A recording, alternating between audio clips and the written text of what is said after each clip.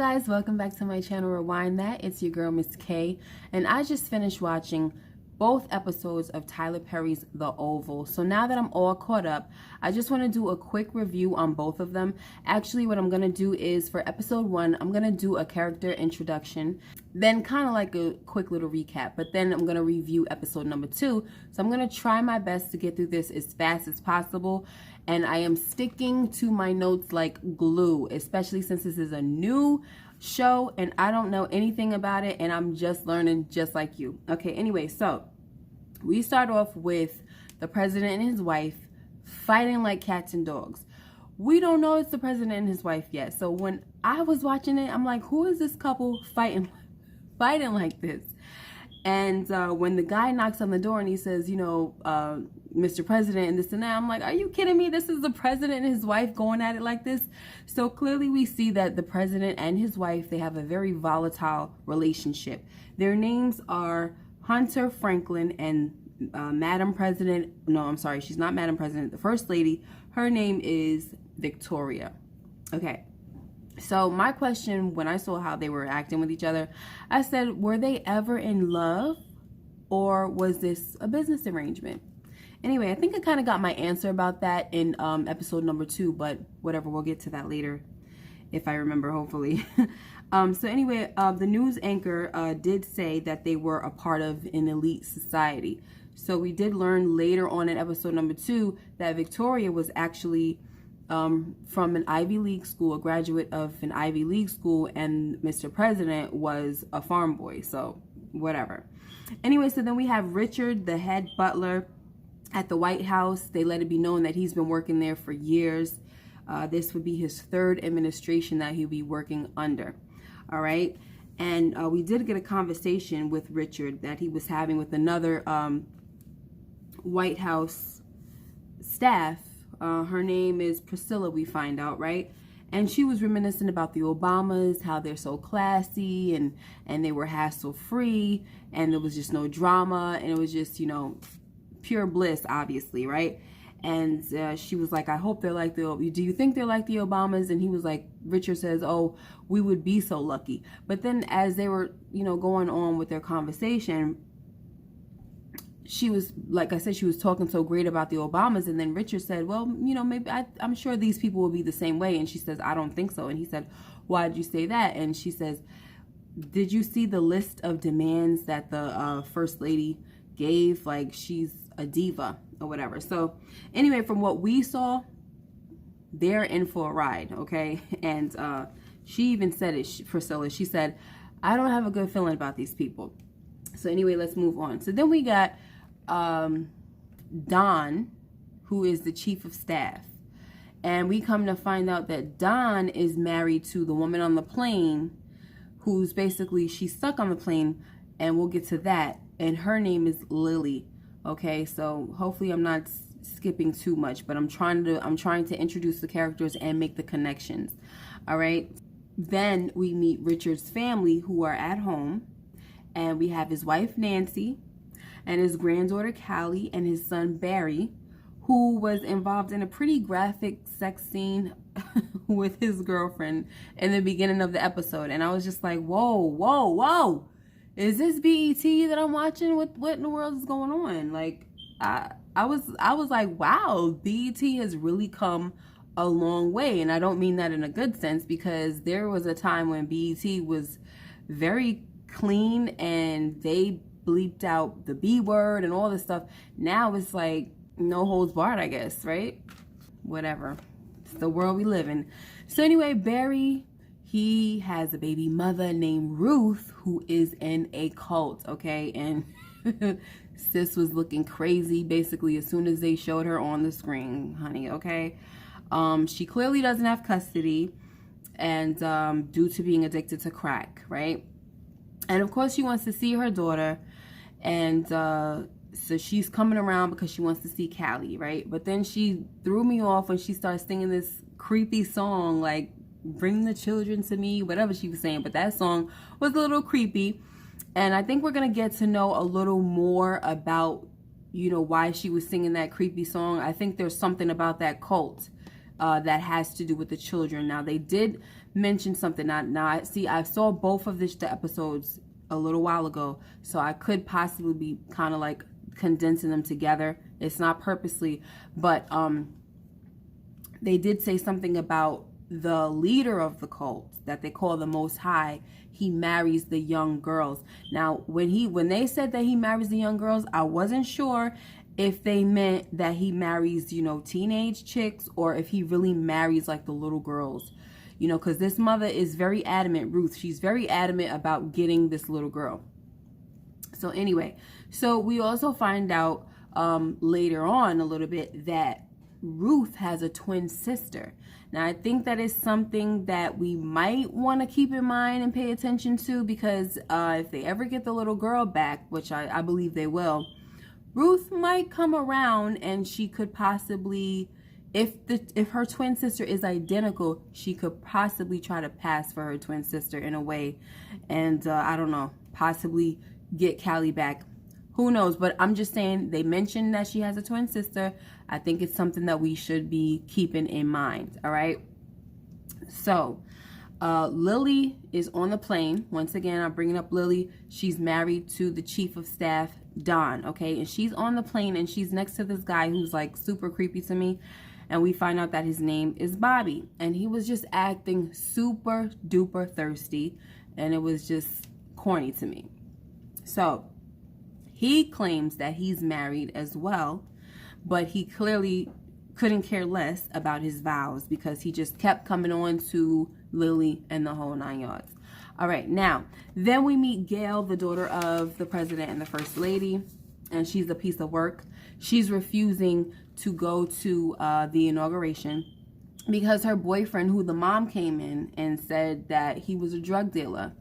So, you know, she's like, Gail's like, I'm not going. And the mother's like, yes, you are. And, you know, threatened to put hands on her and all that other stuff. So I thought it might have worked, and that, you know, she got her together. But, you know, we find out later that she didn't even bother to show up to the inauguration. But we're going to get to that in a little bit. So she has a brother, and even after the second episode, I don't think they ever mentioned his name. So I don't have a name for you guys. If you do have the brother's name, the first son, if you have his name, you can let me know down in the comments, because don't know his name yet. But as things go along, he seems a little bit creepy. But he seemed like he was sweet to the sister. He was trying to, you know, comfort her and ask her if she was okay and everything. And the sister's like, get out of my room, you know. And, you know, she called him a creep. So we'll see what that's about. He might be a little perv. So I'm keeping my eyes open for that too. Because at the inauguration, I did see him try to, you know, get behind this girl and everything. And it was kind of inappropriate because she was already dancing with somebody. So it was on some creep stuff. So, yeah, the president and the first lady's son, he might be a little weirdo. That's going to come up too, probably. Okay, so there was like this look, right, when the president and his wife were coming out of their little room, wherever they were coming out of their room, right, when they were getting ready to go into the ballroom for the inauguration. Don was kind of, to me, it seems it was a little bit flirty. Him and her had like this flirtatious type of look.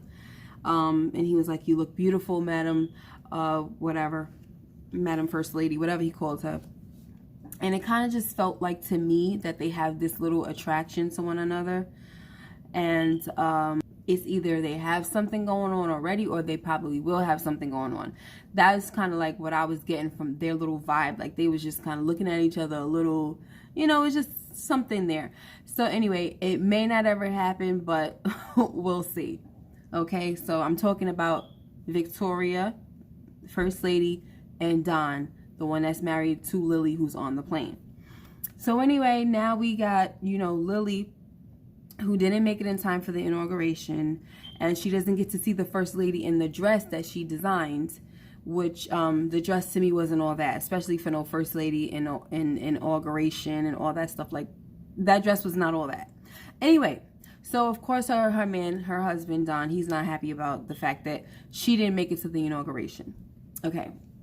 So now we also have Gail, who didn't show up to the inauguration, and instead she was taken to the White House. Okay, but the person that does show up to the inauguration is the president's mistress, and of course that upset Victoria. Now Gail shows up to the White House drunk, and she's already showing that she's high sedity, she's a snob, she's rude, you know, she's condescending, all of the above. All right, and she demands that Barry, who is Richard's son, the head butler, shows her to her room. Not the people that are a part of the White House staff, but Barry, okay? So we all know the story. We know what happened. She comes on to Barry. First of all, she kicks out Jean, the maid, and she comes on to Barry, and he's like, no. She tries to give him oral, and he's like, no, and he pushes her, and she hits her head. Okay, we're gonna get back to that. So, and meanwhile, we got Lily giving in to creepy Bobby, and they have sex in a bathroom. Totally gross, right? In a public restroom and all that stuff. Now, my thing with Bobby is that, and it was definitely confirmed by episode 2. It might have been, yeah, I think it was confirmed by episode 2. That, you know, this guy was trouble. I can sense it. He just had this type of weird vibe with him. First of all, mega thirsty. Then just his whole aura, everything about him just spelled trouble to me. I just knew it. So by the time the second episode came around and he was doing all the crazy stuff he was doing, I already knew it. So anyway, Ruth comes to the house after Nancy made some type of agreement with her and said, okay, I'm gonna let you come to the house and see Callie. So unfortunately, she comes in with her little cult, and we know what happens, right? The cult people, they grab up Callie, they grab up Nancy and everything, and the show goes off. So that's episode number 1, and we're gonna go right into number 2, episode 2, where they open up with Callie being taken from the house, you know, with the cult, with Ruth and the cult, okay? And of course, you know, before that happens, Callie says to her mom, Mommy, why are you doing this? You know I don't want to go with you. And she's like, Ruth is like, yeah, well, that's because your father poisoned your mind against me or whatever. Okay, so anyway, then we got Gail accusing Barry of rape, of course, like we saw in the last episode. And I'm just thinking to myself, like, what's wrong with this miserable girl? Why is she blaming this guy and saying that he raped her? It was just a bit too much for me. I just couldn't understand what this little rich brat would get out of accusing this young man of rape. It just totally didn't make any sense. And on top of that, you claim you have a boyfriend. But whatever, I guess that could be her whole logic. Whatever, your boyfriend doesn't mean anything to the family anyway. They're not going to be accepted by him. So what are you proving by saying that this man raped you? It was just stupid. Anyway, so Sam, who I believe, I guess he's like the head of security, and we also find out later on that he is Barry's godfather. Anyway, so he's telling Richard, you know, they got to take Barry and they got to question him. And Richard's like, wait a minute, you know he didn't do this. You known him for years, this and that. And Sam was like, listen, I know, but we have jobs to do here. So they take Barry, and, you know, in my mind, I'm like, a simple rape kit will do. You know what I'm saying? But then, of course, they bring that up as well. So at least they were, you know, realistic about that. I was happy when they brought up the rape kit, and we're going to get back to that. Anyway, so now Lily and Bobby are still getting it in the bathroom, but then she gets a call from her husband. Let me get the name right. She gets a call from her husband, Don, chief of staff, right? And he's apologizing to her for, you know, being upset with her that she missed it and this and that. And he said, oh, I took a lot of pictures and the first lady looked great in your gown and everything and blah, blah, blah. And so she's kind of like tearing up and crying on the phone because she feels super guilty now. Ugh. And so then she gets off the phone and Bobby is telling her, oh, don't do that. Don't start with the regrets and this and that and the third. And then that's when we see that Bobby is a bit of a nut job, you know, because he's just like, she's saying, what did I get myself into? And he said, wait, let me get it right. She said, I don't know what came over me. And he said, I don't know what came over you either, but I know what came in you. Oh my goodness. Is he saying what I think he's saying? Did they not use a condom? Number one. Number two, did he release inside of her? Because that means that, you know, this woman could possibly become pregnant. Okay? And that's more drama. Oh my gosh. Anyway, let's keep it moving, because time is ticking. All right. So, the first family gets to the White House, and they already have a nickname or code name for Gail, and they're calling her Sparrow. So they tell Don about the problem with the accusation of rape.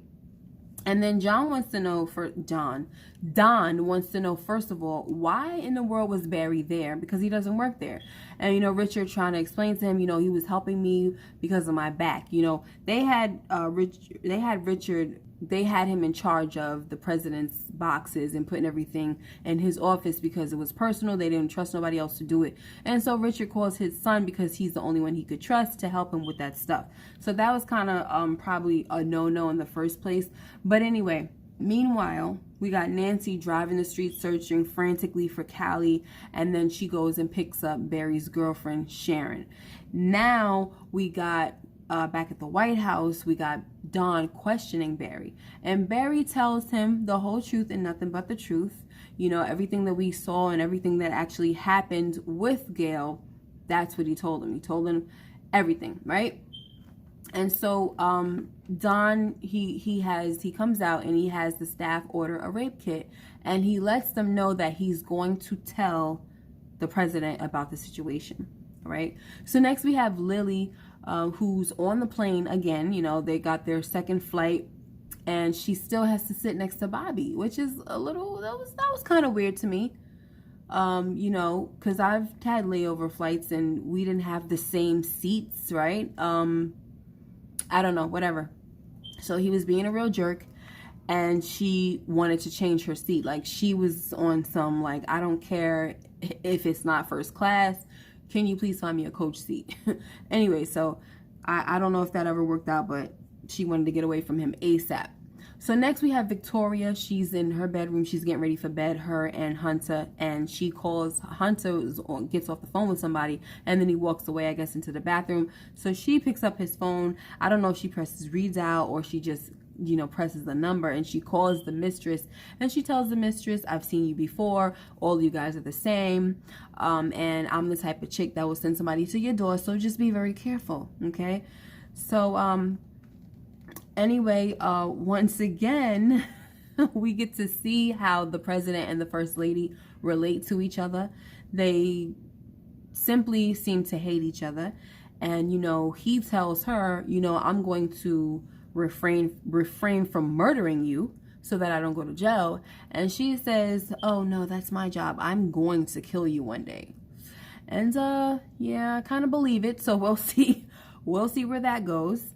So anyway, oh yeah, but in that in that scene, we also find out that he was a farm boy, and that's when we find out that she's Ivy League or whatever. So it's kind of like, it seemed like he married up when he married her, but I guess we'll get more of a backstory as the season goes along. We'll see. So now we have Don. He comes in and he lets them know about the rape accusation. And the president is like, wait a minute. Like, I want him in custody and blah, blah, blah. And, you know, Don is saying, of course, you know, we can have that, but we need to get the DNA first. And your daughter is refusing to participate in the rape kit exam, whatever. Okay, so then Mama Victoria goes into the room, and she splashes water on her daughter's head, and she's like, get up. This lady is here to perform the rape kit on you or whatever. And she's like, I don't want to do that. She's not touching me. Nobody's touching me. All this stuff. And so, of course, the mother, you know, she calls Gail's bluff. She's like, tell me the truth about what's going on. And Gail is still trying to stick to her story. Like, nothing, like, this guy raped me, this and that, right? So her mother says, she threatens, like, you gonna tell the truth, girl, okay? Or do you need me to slap the mess out of you? And so then that's when Chick gonna say, he didn't rape me. Okay, that was that. I'm not gonna go into all of that, but we already know what happens. Clearly, Gail knows that her mother will put them hands on her, so she had to straighten it up. So anyway, Victoria comes out of Gail's room and she tells Don and Anna, I guess Anna, you know, the Caucasian chick, she must also be a part of security, I'm not sure. But anyway, her name is Anna.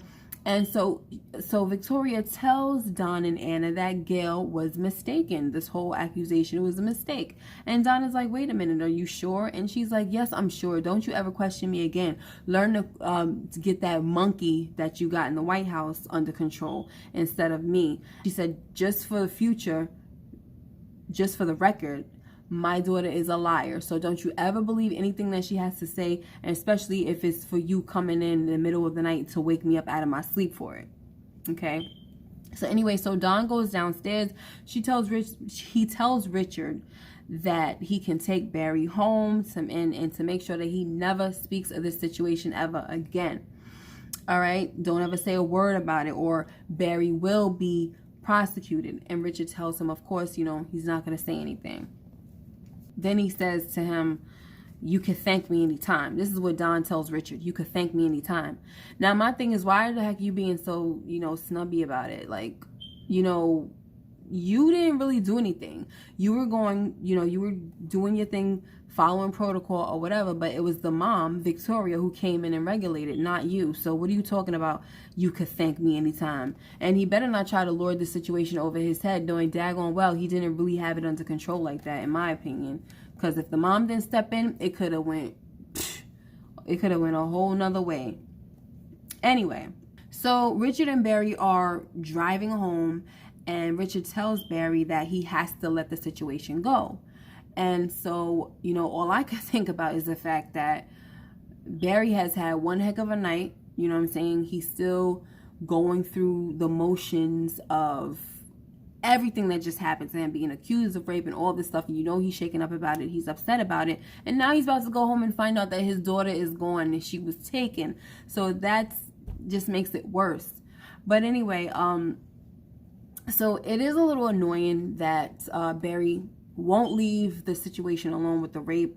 You know, I understand why he's upset, but at this point he should really be happy that it was kind of like just done and over with and the situation didn't get out of hand, because it really could have made him get involved in some negative type of press, and he doesn't need that. He's over here saying, you know, my reputation could be ruined for this girl saying this and that, but the thing about it is it's supposed to be, you know, under wraps. It's not supposed to be going anywhere. It's contained. You should leave it alone. You know what I'm saying? But anyway, so he could have been involved in a major scandal, and he's not, but he still won't let it go.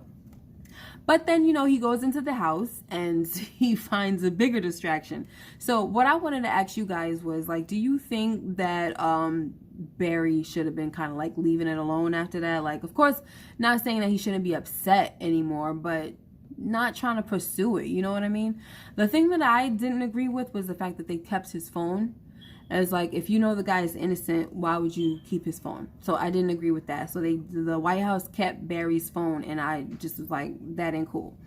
Anyway, so Barry gets in the house and he finds out that his daughter was taken, and he starts blaming Sharon, which is his girlfriend, and he starts saying some cruel things to her, like, I told you to keep an eye on her, you couldn't stand the fact that I had a child with another woman, this and that. I don't understand what that's about. I don't get that, but whatever. So he was kind of going off, and then come to find out that it was his mother. His mother was the reason why the baby was taken. So anyway, he leaves the house to go find Callie. Lastly, we got Lily, who finally, she's home, and she's calling out to her husband, honey, honey, honey, and he's not there, but Psycho Bobby is. He made his way into her house, guys, okay? Whew. So Bobby goes upstairs. You know, he's like over here, like unbuttoning his shirt and everything, getting all comfortable and stuff. So he goes up to her room. She's like, I'm gonna call the cops. He goes up to her room, plops down on the bed and everything, and he's just making himself comfortable. And so she goes into her drawer. She pulls out a gun, and he's like, oh, I thought you were calling the cops. You know, nothing seems to faze this psycho. All right. And so she's like, no, I was gonna call the cops, but now I'm thinking, you know, I changed my mind. I can just, you know, shoot you and say that, you know, you were an intruder in my house or whatever. In my mind, I'm like, girl, shoot, girl. Because I just don't like him already. So anyway, the husband walks in, and because I really didn't think that she was going to shoot him, okay? But then the husband walks in out of nowhere, Don, and she shoots him twice. She shoots Barry twice, and it was kind of like, oh, shoot. Like, I was not expecting that, but at the same time, it's like she kind of thought on her toes. It was almost like she had to shoot him now, because it was like, what is she going to say, you know what I'm saying, about this man being in her house? So if she shot him, she could just have the excuse that, oh, this man came into the house, I don't know who he is, whatever, and, you know, however she's going to spin that story, I guess she had a better chance of spinning it by shooting the dude. Anyway, so that was pretty much how the episode ended. We don't know what's going to happen with that. I did see, you know, part of the preview. They cut off some of the preview, got cut off on me, but we did see that now Don has the gun on him, and so this guy is probably going to be taken into custody. We're talking about Bobby. He's probably going to be taken into custody. My thing is, if Bobby is going to be in jail, possibly, this chick might be pregnant by him, and so Bobby's really not going to go away. This whole problem is just not going to go away that quick. But anyway, that is my review for both episodes of The Oval, episode 1 and 2. New show that we're reviewing, new show, new drama. Let me know what you guys think about this show and how you feel about it. All right, so I will be doing a review of episode number 3 next week. It comes on Wednesdays, I believe. So, yes, I will try my best to do the review on Wednesday night as well. If not, then I'll have it up by Thursday. All right.